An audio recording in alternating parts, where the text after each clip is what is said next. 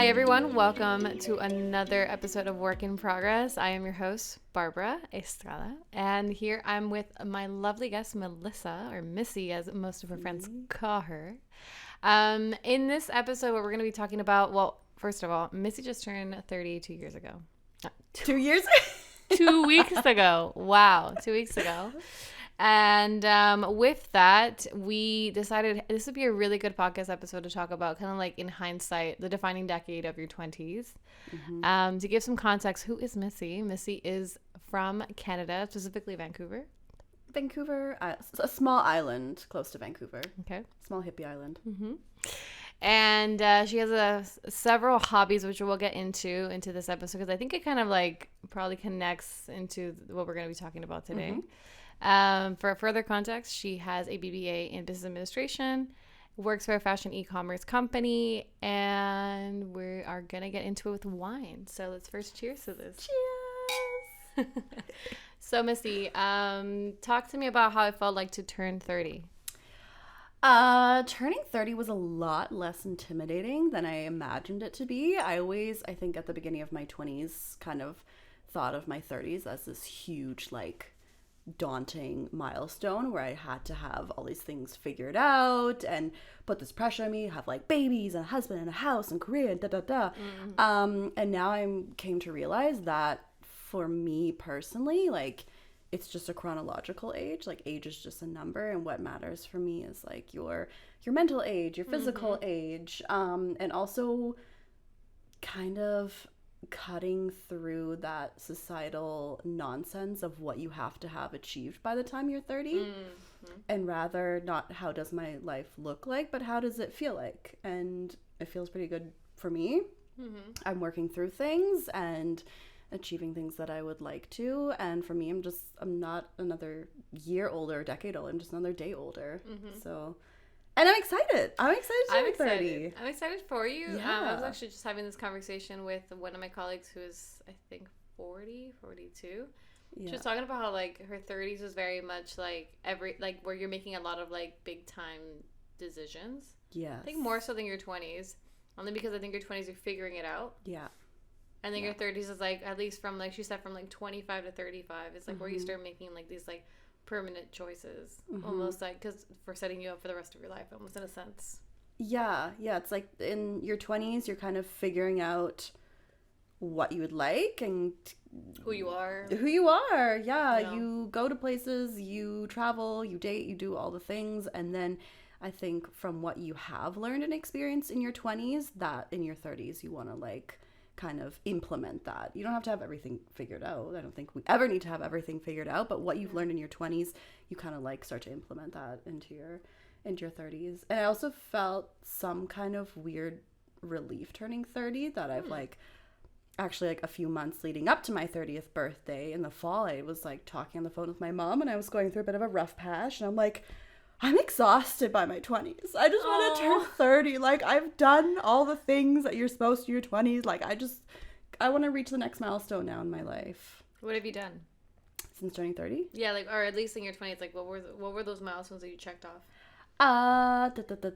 What have I checked off? Studying. Bachelor's degree. I pursued a career in the fashion industry. I mean, mind you, a lot less glamorous than I expected, but I landed an internship at Elle magazine and Harper's Bazaar, which for me was like a total jackpot in Germany. Yeah. Right here? Yeah, in Munich. Cool. Yeah, I was 23 and did that. So that was a big milestone for me. And then also moving to Munich. That was a big thing. Like, after college, I always had it in my head that once I graduate, I'm going to move to Munich and like gather the first career experiences here. And then I achieved that, and it was definitely a rocky start. Okay. For sure, but I managed, and 5 years later I'm here. So that was a big thing, and also finding my tribe of friends. Like my tribe of girls, of friends, where we just like encourage each other. So that was a big milestone for me, is just stepping more into my authentic self and exploring the dating world and all of its adventures, all of its highs and lows. You're so kind. Adventures. Yeah. The euphemism of this word. Yeah, I mean, some were definitely adventures. Others were, I don't know, a trip to a haunted house. Oh, goodness. Yeah, but all in all, I would say I did good in my 20s. I don't think there's anything I majorly regret at all, or that I feel like I missed out on too much. There was a couple points that you hit all throughout all of that, and I want to break them down. First thing, and I think everyone would want to hear this, right, is about your career. Achieving Harper's Bazaar. I think it's a really big thing, and I'm sure at that age you were like, oh my god, Harper's Bazaar. You know, like a lot of people would freak out. Yeah. Because like I had that same feeling when I interned for Variety magazine. Yeah. And like that was like, it's Variety magazine, you know? Variety? It's like, it's like the iconic trade magazine of like the vaudeville times from like the 1920s up until now. Like it's just, it has a name, a prestige. And at that age, it means a lot. So let's get into about your career a little bit without having to, like, without saying anything that you don't feel comfortable sharing. What, from when you started to now, how do you view your career? And what are your thoughts on like pivoting careers, for example? Pivoting is a really good word for me right now, where I find myself in like the career world. Yeah. Because I always imagined myself, and I think I defined myself by wanting to work in fashion and make it happen. And I did my internship, and I've been working for 5 years for a fashion related company. But for me personally now, I am pivoting. I think that's a really good word that I'm using now to describe myself, because personally I'm trying to pivot now into a different direction, maybe not necessarily even in fashion anymore, out of my own personal moral reasons. And that I don't exactly know in which way I want to go. So yes, trying to pivot, because I feel like that's what I wanted to achieve in my 20s and post-college and all of it. And I have, and I did, yeah. And I'm so grateful for the work experience and the people that I met along the way. And so now that was a big checkbox for me. Yeah. Other things. So yes, pivoting careers. I mean, even referring back to my conversation earlier with my colleague, like she was like, yeah, I'm going to pivot careers. Why not? Like everyone should do it. And I've heard this time and time again from the people that I've talked to, the women that I've talked to, even myself. Yeah. I think even to those that are watching, that they're probably starting a new career, getting into their career, or in the midst of their career, and they're probably not sure what they're getting themselves into. As advice, do so pivot. Like I think it's necessary, especially when you feel stuck. Yeah, because what's also important is obviously to know what you want, but it's also important to know what you don't want.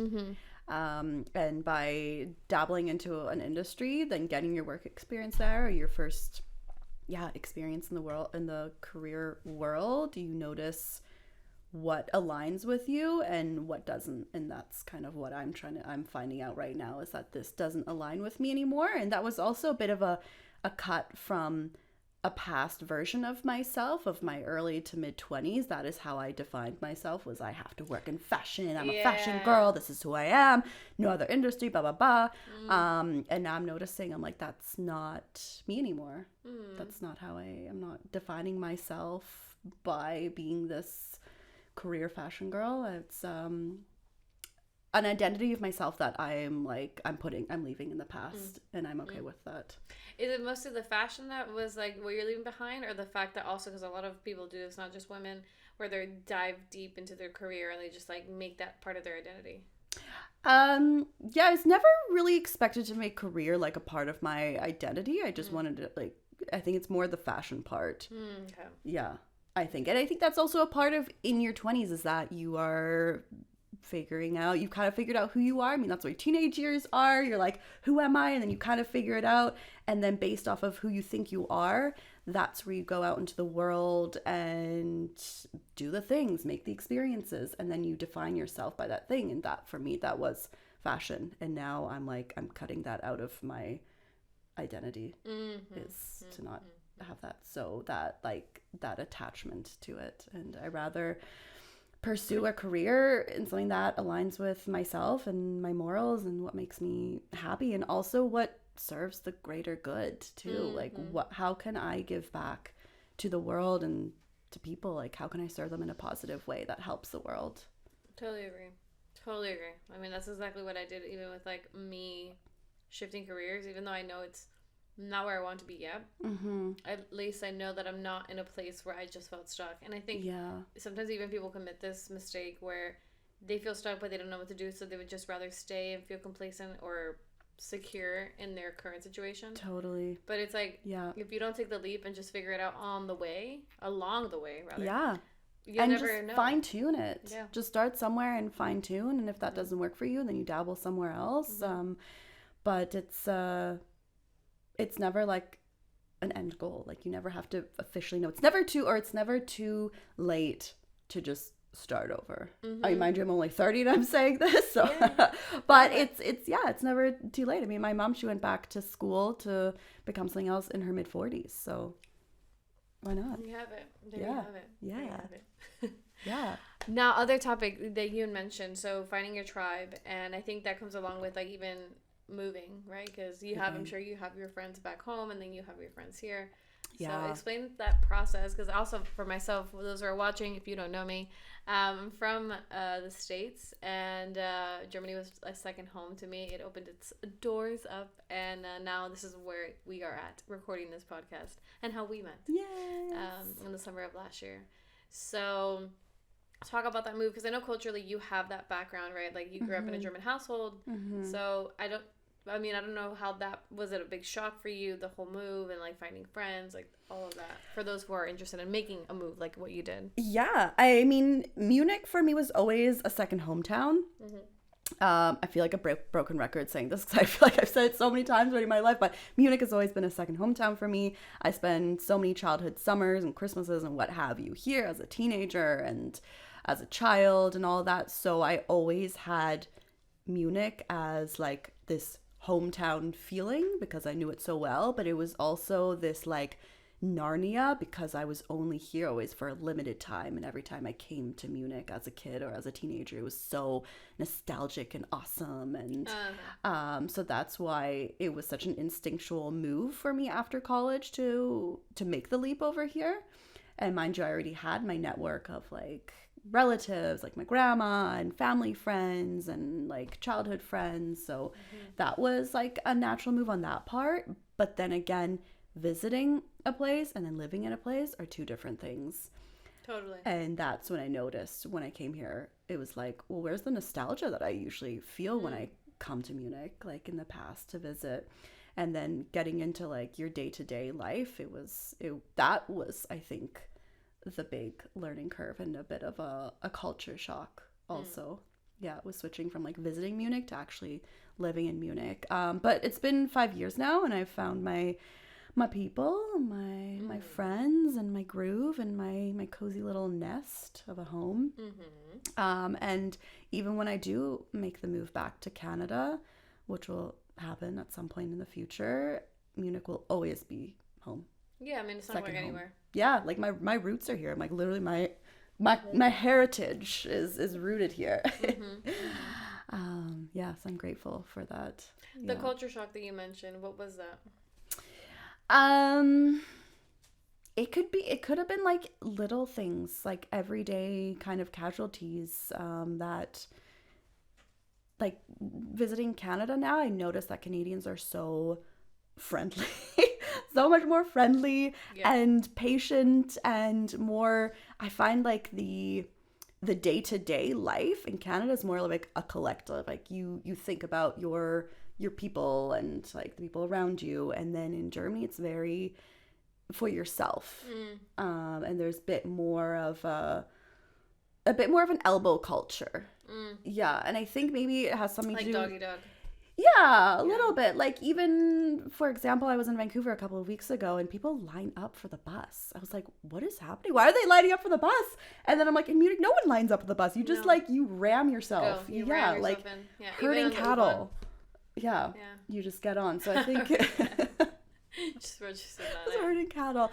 So I think after a while I kind of got used to those things. But then it's also like, bureaucracy is such a thing in Germany where everything is documented and just those kind of things. So I find that some things are so much easier in Canada but more difficult in Germany, like bureaucracy, for example, but then other things are easier here and more difficult in Canada. Can you explain that a little bit? Because I also, when I first moved here, I kept hearing this whole German bureaucracy. Oh. Like, what does that even mean? The longer I've lived here, the more that I know what you're talking about. But I'm curious what that is like in your perspective. The German bureaucracy, everything is documented.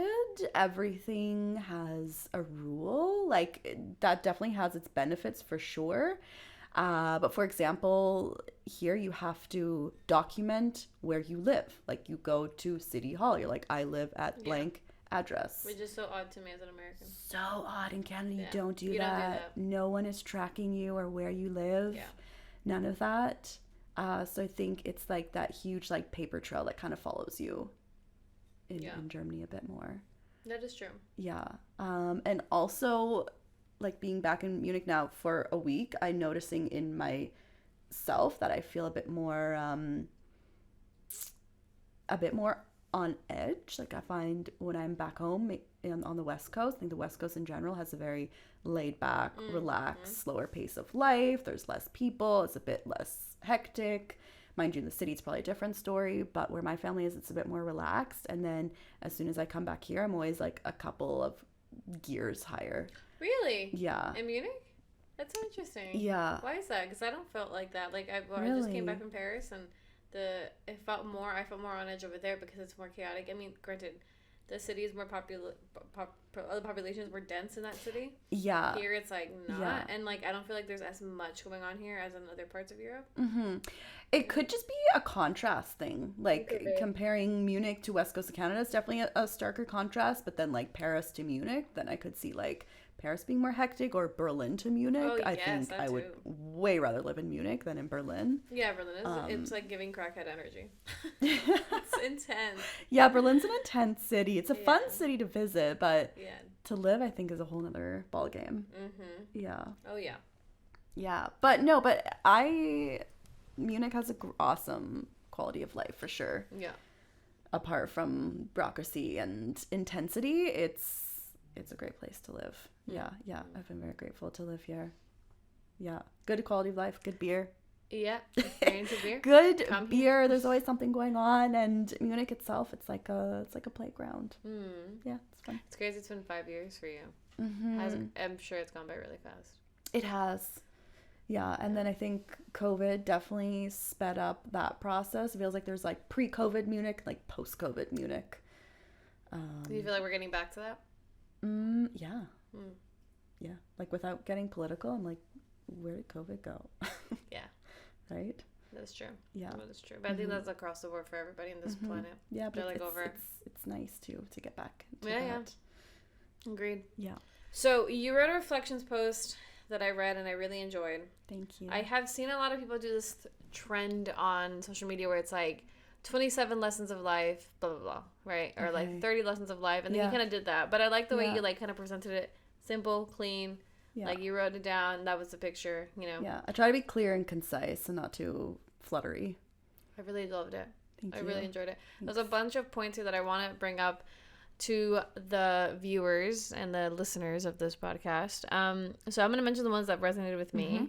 So number 1 was, stepping into my true authentic self one baby step at a time is more intimidating yet liberating than I thought. So that was great. I think a lot of people need to practice that one more. Yes, and understanding what it means to be authentic. What does it mean to be authentic? Other one is being ghosted by someone you were intimately involved with or dated is one of the biggest mindfucks and should be outlawed. Yeah. Shout out. So let's talk about that. Fuck off to those people. Big shout out. So talk about that, because we were just talking about dating. We're transitioning into this. Talk about that. What inspired that lesson? What inspired that lesson? Yeah, without giving any names, you know, you can make pseudonyms. The being ghosted. I mean, I think when you enter the dating world, there's a certain level of vulnerability and risk that you enter into. You meeting strangers or even people from your past, and you don't really know what kind of baggage they carry with them. And then, mind you, I don't understand I mean, sure, probably everyone has a different terminology of what they mean by ghosting, but ghosting is like cut, not responding, I'm just like blank. Okay. nothing, like fallen off the face of the earth. And for me, that's makes me wonder what is going on their side and in their world that is causing them to be unresponsive to me, a person that, to my awareness, haven't done anything wrong. Yeah. So I think it's like owing people at least a respect of, hey, it's not gonna work out, like, but just owing them some sort of explanation. And it's now a bare minimum that we're asking here. It is, because if you meet each other on the street and that person's like, hey, how's it going, or something like that, you're not gonna be like, walk right past them. You're gonna say something. But I think nowadays in our digital world, it's become easier to avoid people, but by avoiding people, you yourself, you're also sticking your head in the sand, which is creating bigger problems for yourself down the line.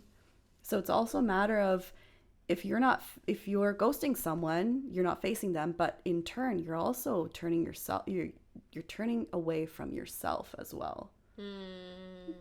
Like, face your shit, deal with it, communicate to what degree is comfortable for you, and then move on.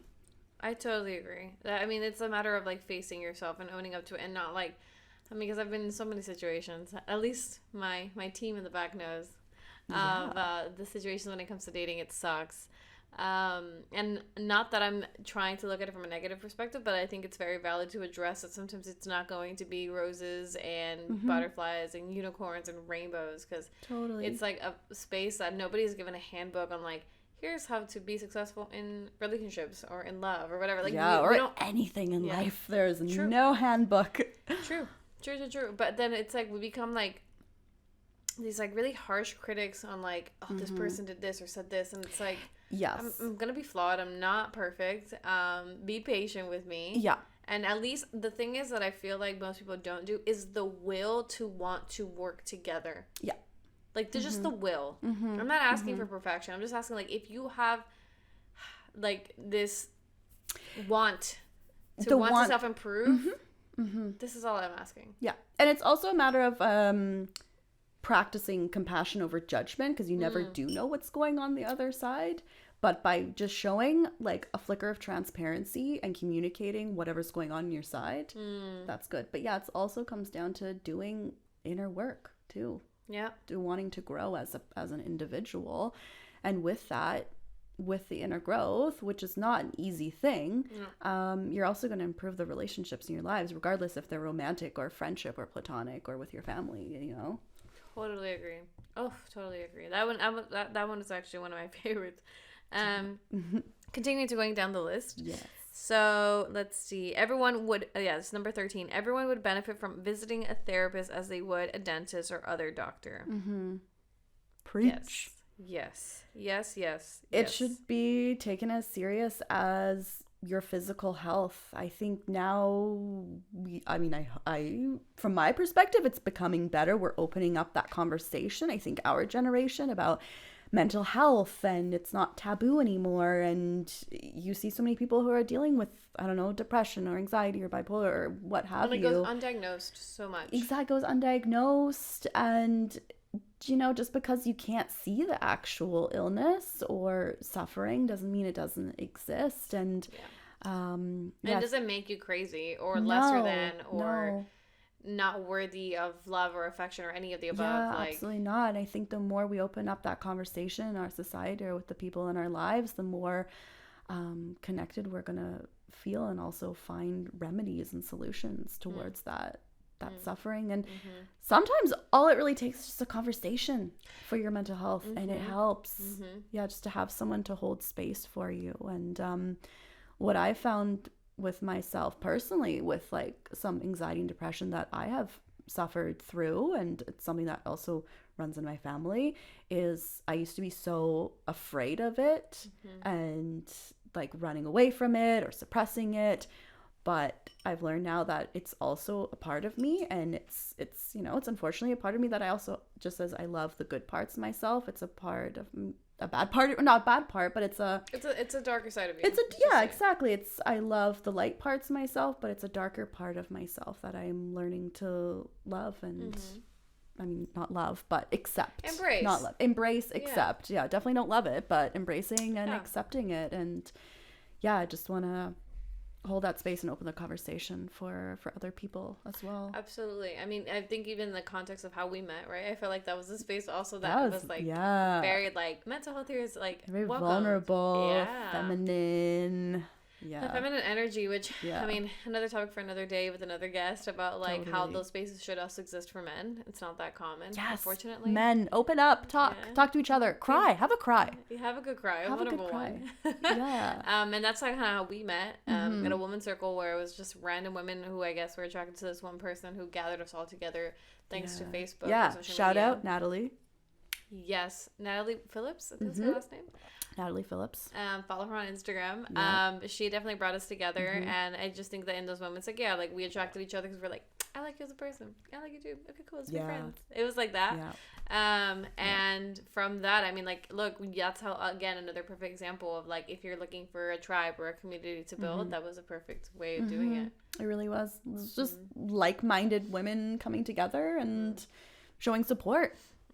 Holding space. Chit-chatting. Absolutely. And I think anybody can benefit from just taking time, like, aside for those moments. It doesn't always have to be like, what can I get out of this? Like, it doesn't always have to be transactional, because I mean, I didn't go into it thinking like I'm gonna make friends or I'm gonna get something out of this event. It was really just let's see what I find out about myself. I also enjoyed just hearing the backgrounds of the different ladies, because it was very multicultural as well. And in the age range too. And the age range, and that was the like the beauty of it, is that we had such different backgrounds and cultures and what have you and ages, but there was still so much that connected us. Oh yeah.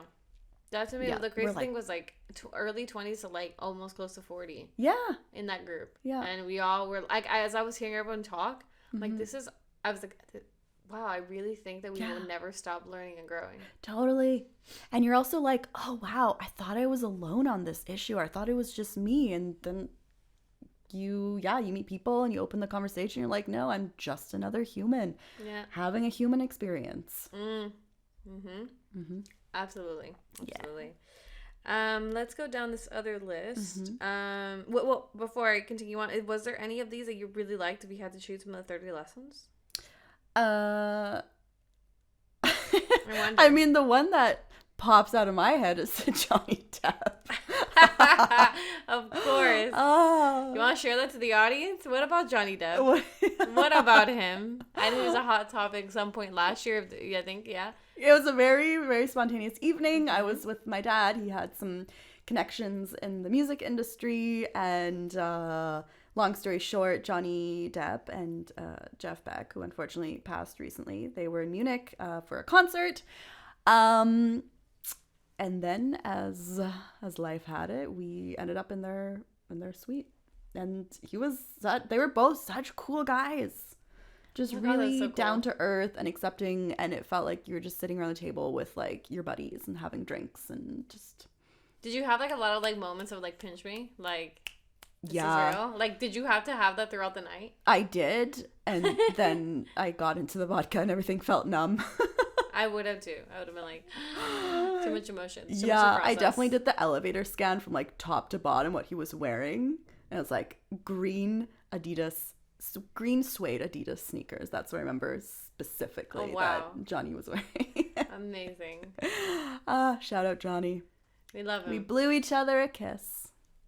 If you want to say hi to Johnny, he might be watching. Yay. Okay, and the last thing I want to mention here from your 30 lessons that you really liked is like, where is it? You are not your thoughts or emotions, nor can they confirm reality. Yeah. It's a nice one, I think.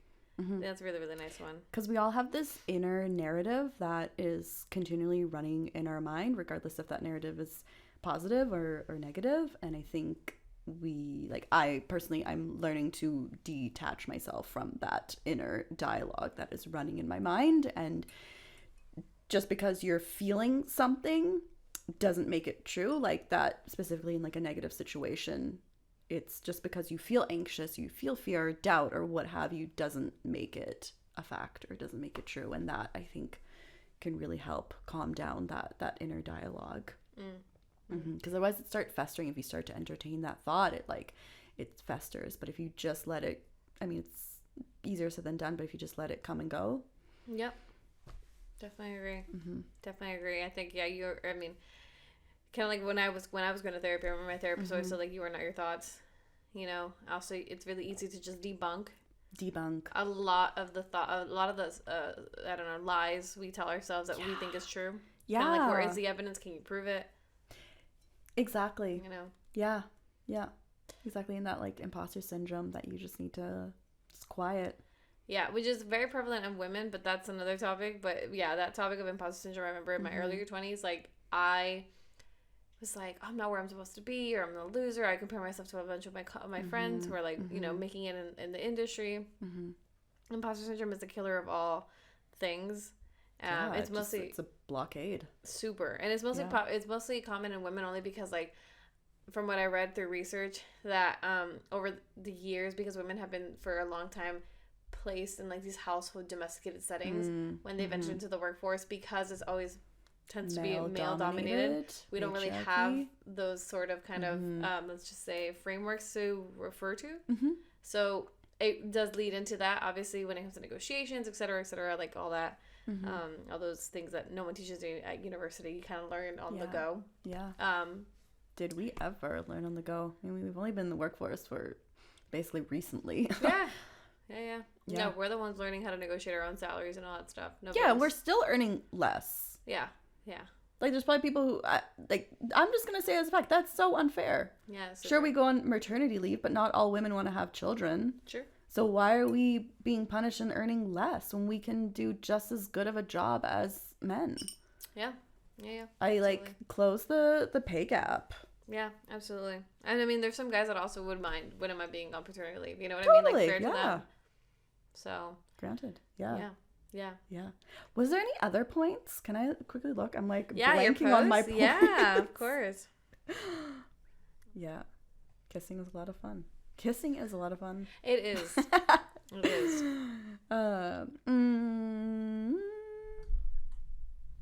I would say, what else I would mention, actually 2 things I would mention is that the people that matter most in your life are the ones that continually show up for you.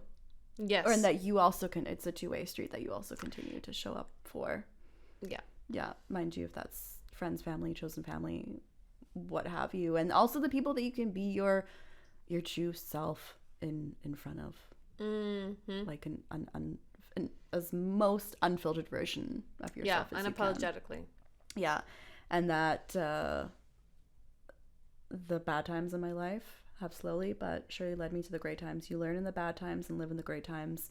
I think for me, you can't have the light without the dark, and that the darker times in my life, I've learned from them and reflected on them no matter what situation I was going through. And then once I did get to the lighter times, the happier times, the times where like I thrive and just vibe with life, I think also I could appreciate those times so much more because I knew what the darker times felt like.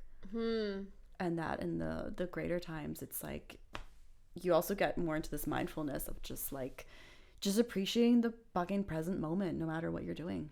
There is also, to that point, it takes such a great deal of self-awareness. Not a lot of people, it takes people a long time to really appreciate the present moment and being aware that is like sitting in that feeling. Yeah. Just feel it. Feel the present moment. Don't distract yourself. Just sit. Yeah. Feel it. Because then otherwise you're always if you're not sitting in the present moment, you're always thinking about the next moment, then you're just chasing what's coming next instead of letting yourself attract yourself to it. That makes sense. Yeah, that really does. That's what it does.